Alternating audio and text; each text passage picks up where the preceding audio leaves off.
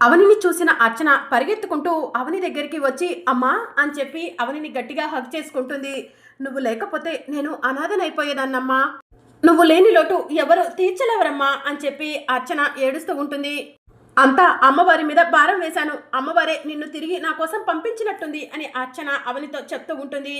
జరిగిందేదో జరిగిపోయింది, వెళ్ళమ్మా, వెళ్ళి రెస్ట్ తీసుకోపో అని ప్రసాదరావు అంటూ ఉంటే, నానా ముందు ముక్కు పుడక గురించి అడగండి అని చెప్పి కృష్ణబాబు అంటూ ఉంటాడు. ఏం జరిగింది అని చెప్పి అవని అడుగుతూ ఉంటుంది. ముక్కు పుడక కనిపించట్లేదు అని చెప్పి అర్చన చెప్తూ ఉంటుంది. నువ్వు సరిగ్గా చూడలేదేమోనమ్మా, అక్కడే ఎక్కడ ఉండుంటుంది అని చెప్పి అవని అంటుంది.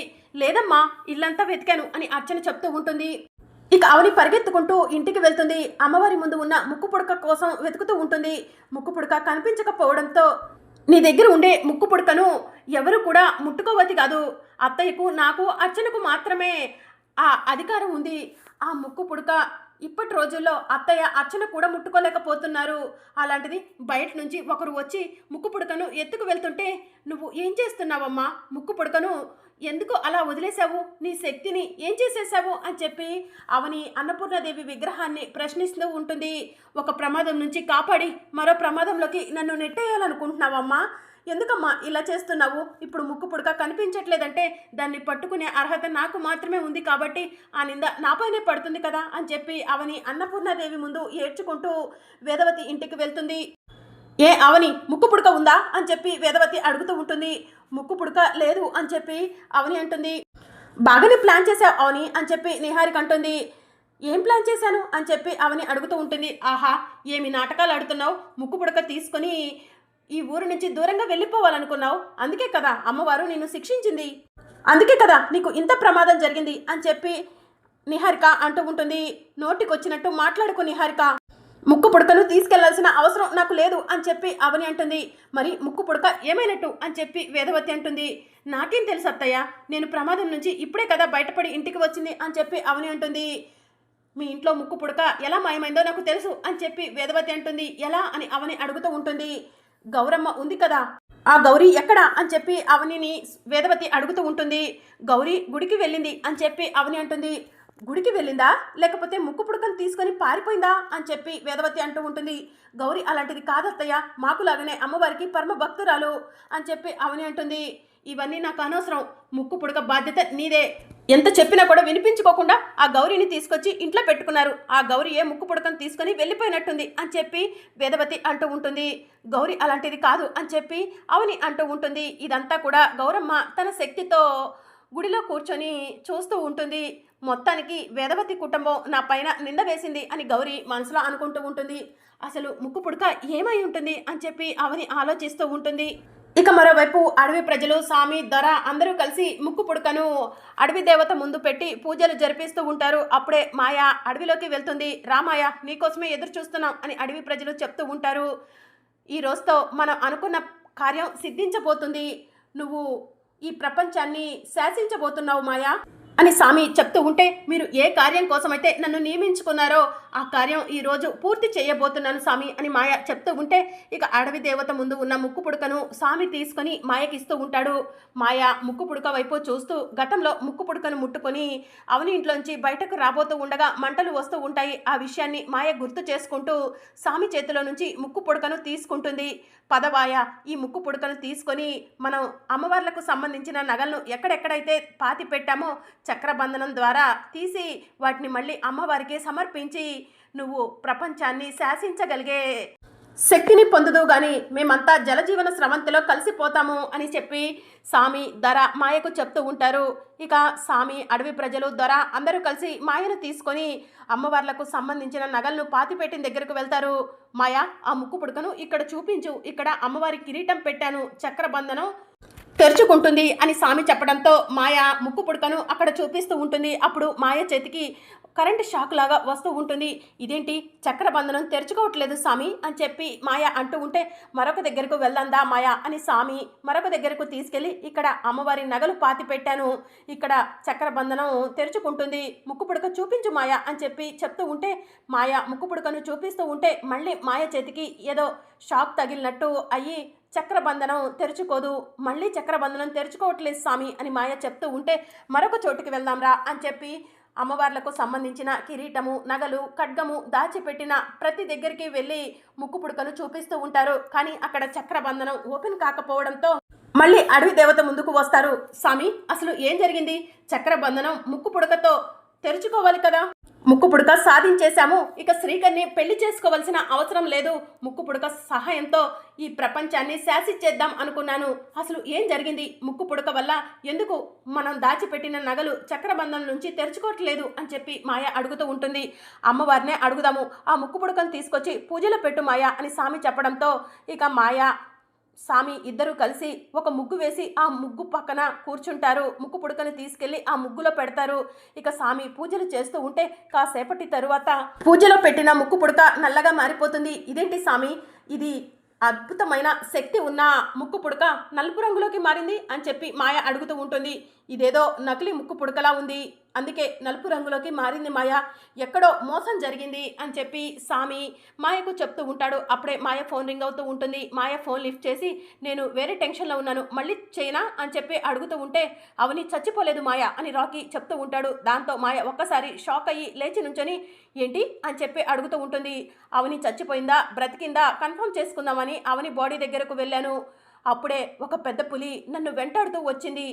ఆ అవనిని కాపాడటం కోసం ఆ అమ్మవారే వచ్చినట్టు అనిపించింది మాయ అని రాకీ చెప్తూ ఉంటాడు. సరే, నేను మళ్ళీ నీకు ఫోన్ చేస్తాను అని చెప్పి మాయ ఫోన్ కట్ చేస్తుంది. స్వామి, ఈరోజు 2 బ్యాడ్ న్యూస్లు.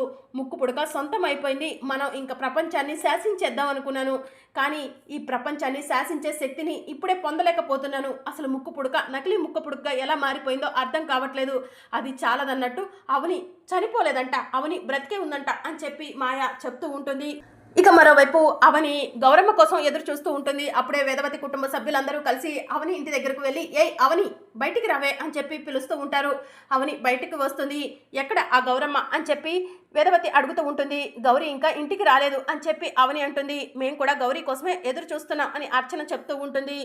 మీ పిచ్చి కాకపోతే ఏంటత్తయ్య అలా అడుగుతున్నారు? ముక్కు పుడక తీసుకెళ్ళినావిడ తిరిగి వస్తుందా ఏంటి అని చెప్పి నిహారిక అంటూ ఉంటుంది. ఏయ్ నిహారిక, పిచ్చి పిచ్చిగా మాట్లాడుకు, గౌరీ దొంగ కాదు అని చెప్పి అవని అంటుంది. అవును వేద, ఒక మాట అనే ముందు 4 సార్లు ఆలోచించాలి, తొందరపడి మాట అనకూడదు అని ప్రసాదరావు అంటూ ఉంటాడు. అయితే ముక్కు పుడకకు మీరు బాధ్యత వహిస్తారండి అని చెప్పి వేదవతి అడుగుతూ ఉంటుంది. ఇంకా ప్రసాదరావు ఏం మాట్లాడకపోవడంతో నేను బాధ్యత వహిస్తాను అని చెప్పి పెద్దిరాజు చెప్తూ ఉంటాడు. హలో బావగారు, మీరు ఐస్ క్రీంలో పుల్ల లాంటి వాళ్ళు, మీకు ఎలాంటి విలువ లేదు, మీరు ముక్కు పుడక గురించి హామీ ఇచ్చినా కూడా ఎవరు పట్టించుకోరు అని కృష్ణబాబు పెద్దిరాజుని అంటూ ఉంటాడు. అప్పుడే గౌరీ ఇంట్లోకి వస్తూ ఉంటుంది. అదిగో మా గౌరమ్మ వస్తుంది అని అర్చన చెప్తూ ఉంటుంది. ఇక గౌరీ ఇంటికి రాగానే వేదవతి వాళ్ళను చూసి ఏమైంది, అందరూ ఇక్కడెందుకున్నారు అని చెప్పి అడుగుతూ ఉంటుంది. ముక్కు పుడక ఎక్కడ అని చెప్పి వేదవతి అడుగుతూ ఉంటుంది. ముక్కు పుడక అని చెప్పి గౌరీ ఆలోచిస్తూ ఉంటుంది. ముక్కు పుడక గురించి నాకేం తెలుసు అని చెప్పి గౌరీ అంటూ ఉంటే ఆహా నాటకాలకు అందరూ పెద్దరాయుళ్లే అని చెప్పి కృష్ణబాబు అంటూ ఉంటాడు. అవని అసలు ఏం జరిగింది అని చెప్పి గౌరీ అడుగుతూ ఉంటుంది. అమ్మవారి ముందు ఉన్న ముక్కు పుడక కనిపించట్లేదు గౌరీ, ముక్కు పుడక నువ్వే తీసుకెళ్ళిపోయావని వీళ్ళందరూ అంటున్నారు అని చెప్పి అవని అంటుంది. మా గౌరీ అలాంటిది కాదు, చాలా మంచిది, అమ్మవారికి పరమ భక్తురాలు, అలాంటి పని చేయదని చెప్తున్నా కూడా ఎవరూ వినట్లేదు గౌరమ్మ అని అర్చన చెప్తూ ఉంటుంది.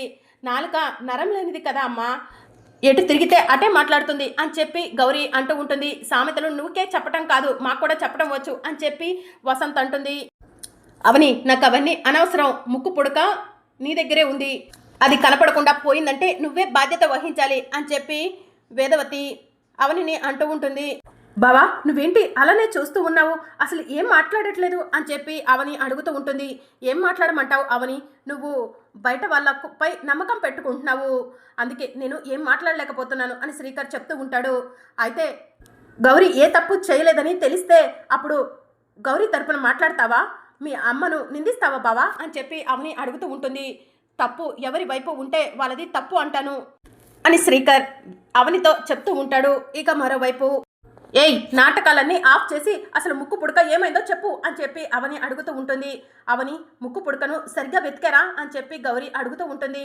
సరిగ్గానే వెతికాను గౌరమ్మ అని చెప్పి అర్చన అంటూ ఉంటుంది. అక్కడే ఎక్కడో ఉండుంటుంది, నేను వెళ్ళి చూసొస్తానుండు అని చెప్పి గౌరీ అమ్మవారి విగ్రహం దగ్గరకు వెళ్తుంది. గుడి నుంచి తీసుకొచ్చిన పసుపు కుంకుమ అమ్మవారి ముందు పెడుతుంది. ఆ దుర్మార్గుడు ఇక్కడికి వస్తాడని తెలుసు. ఆ దుర్మార్గుడు ముక్కు పుడకను తీసుకెళ్తాడని కూడా తెలుసు. అందుకే అసలైన ముక్కు పుడకను అదృశ్యం చేసి నకిలీ ముక్కు పుడకను నీ ముందు పెట్టాను. ఆ దుర్మార్గుడు వచ్చి నకిలీ ముక్కు పుడకను తీసుకెళ్ళిపోయాడు. దాన్ని సహాయంతో వాడు కార్యాన్ని సిద్ధించుకుందాం అనుకున్నాడు. వాడి కార్యం సిద్ధించక అపజయం పాలైపోయాడు అని చెప్పి గౌరమ్మ అమ్మవారి ముందు మనసులో అనుకుంటూ తన శక్తిని ఉపయోగించి అసలైన ముక్కు పుడకను అమ్మవారి ముందుకు వచ్చేలా చేస్తుంది. ఇక ఆ ముక్కు పుడకను తన చేతిలోకి తీసుకుంటుంది. వెంటనే ముక్కు పుడక తీసుకొని వేదవతి వాళ్ళ ముందుకు వచ్చి ముక్కు పుడక అమ్మవారి పక్కనే పడి ఉంది. అవని వాళ్ళు సరిగా చూసుకోలేదు అని గౌరీ చెప్తూ ఉంటుంది. దాంతో అందరూ కూడా షాక్ నుంచి బయటికి వస్తారు. ఇదిగో అవని ముక్కు పుడక తీసుకో అని గౌరీ ముక్కు పుడకను అవనికి ఇస్తుంది. ఇక అవని ముక్కు పుడక తీసుకొని ముక్కు పుడక వైపు చూస్తూ ఉంటుంది. అమ్మో అమ్మో ఎన్ని నాటకాలు, ఇది మామూలుది కాదు. ముక్కు పుడకను తీసుకొని పారిపోయింది దొంగ అని అందరం అనేసరికి ఎక్కడ బయట పడిపోతుందోనని చెప్పి ముక్కు పుడకను చీర కొంగులో కట్టుకొని బయటికి తీసి ఇప్పుడు మన ముందుకు తీసుకొచ్చి చూపిస్తుంది అత్తయ్య అని నిహారిక అంటూ ఉంటుంది. దాంతో అమ్మవారు నిహారిక చెంపలు పగలగొడుతూ ఉంటుంది. ఇదేంటి నా చెంపలు పగలగొట్టింది ఎవరు అని చెప్పి నిహారిక అంటూ ఉంటే, అమ్మవారి ముక్కు పుడకను గౌరమ్మ తీసుకెళ్ళిందని నిందించావు కదా, అందుకే అమ్మవారు నిన్ను చెంపలు పగలగొట్టినట్టుంది నిహారిక అని కృష్ణబాబు అంటాడు. నా భార్యను కొట్టడం కాదు, చాతనైతే నన్ను కొట్టండి అని కృష్ణబాబు అనటంతో కృష్ణబాబుని వెనక నుంచి ఎవరో మొట్టేస్తారు. నన్ను ఎవరు మొట్టింది అని కృష్ణబాబు కింద పడి అడుగుతూ ఉంటాడు. ఆ అమ్మవారే నిన్ను మొట్టుంటుంది కృష్ణ అని చెప్పి పెద్దిరాజు చెప్తూ ఉంటాడు. ఇక అమ్మవారితో పెట్టుకోకండి, ఎవరినైనా కూడా అమ్మవారు వదిలిపెట్టదు అని పెద్దిరాజు చెప్తూ ఉంటాడు. పోయినసారి ముక్కు పుడక కనిపించినప్పుడు అర్చనపై నింద వేశారు. ఆ తరువాత ముక్కు పుడక కనిపించకపోతే నాపై నింద వేశారు. నేను ప్రాణాలతో బయటపడ్డానని కూడా ఆలోచించకుండా ముక్కు పుడక నేనే దొంగతనం చేశానని, అందుకే అమ్మవారు నాకు శిక్ష వేసిందని నన్ను నిందించారు. ఇప్పుడు ముక్కు పుడక కనిపించకపోయేసరికి గౌరమ్మపై నింద వేస్తున్నారు. మీరు చేసింది చాలా పెద్ద తప్పు అత్తయ్య. మీరు నిజంగా నిజాయితీగా ఉండేవాళ్లే అయ్యుంటే కనుక గౌరీకి క్షమాపణ చెప్పండి అని చెప్పి అవని అంటుంది. బాబా నువ్వు నిజాయితీగా మాట్లాడుతా అన్నావు కదా, అత్త చేత గౌరీకి క్షమాపణ చెప్పించు అని చెప్పి అవని అడుగుతూ ఉంటుంది. అవునమ్మా గౌరికి క్షమాపణ చెప్పు అని శ్రీకర్ అంటాడు. జరిగిందేదో జరిగిపోయింది, పదండి వెళ్దాం అని వేదవతి అంటూ ఉంటుంది. గౌరికి క్షమాపణ చెప్పకుండా ఎక్కడికి వెళ్తారు అని చెప్పి అవని ఇంట్లో నుంచి వేదవతి వాళ్ళు బయటికి వెళ్లకుండా గేటుకి లాక్ చేస్తుంది. ఏంటి ఈ గేట్కి లాక్ చేస్తే నేను తీయలేమని అనుకున్నావా? ఈ రాజమండ్రి సెంట్రల్ జైలు గేట్లు అనుకుంటున్నావా, లేకపోతే అండమాన్ జైలు గేట్ల ఈజీగా తీసేస్తాను అని కృష్ణబాబు అంటూ ఉంటే, ఆ గేట్ల గురించి నీకే తెలుసు కృష్ణ అని చెప్పి పెద్దిరాజు అంటూ ఉంటాడు. ఇక పెద్దిరాజు తడబడుతూ ఉంటాడు. నీకెంత ధైర్యమే, మా అమ్మనే ఇంట్లో నుంచి బయటకు వెళ్లకుండా గేట్లు వేసేస్తావా అని చెప్పి వసంత అంటూ ఉంటే, గౌరీ మీద బురద చల్లి క్షమాపణ చెప్పకుండా వెళ్తా అంటే ఎలా ఊరుకుంటాను అని చెప్పి అవని వేదవతి వాళ్ళను నిందిస్తూ ఉంటుంది. మరి అప్కమింగ్ ఎపిసోడ్లో ఏం జరగనుందో తెలుసుకోవాలనుకుంటున్నారా? అయితే ఛానల్ను సబ్స్క్రైబ్ చేసుకోండి.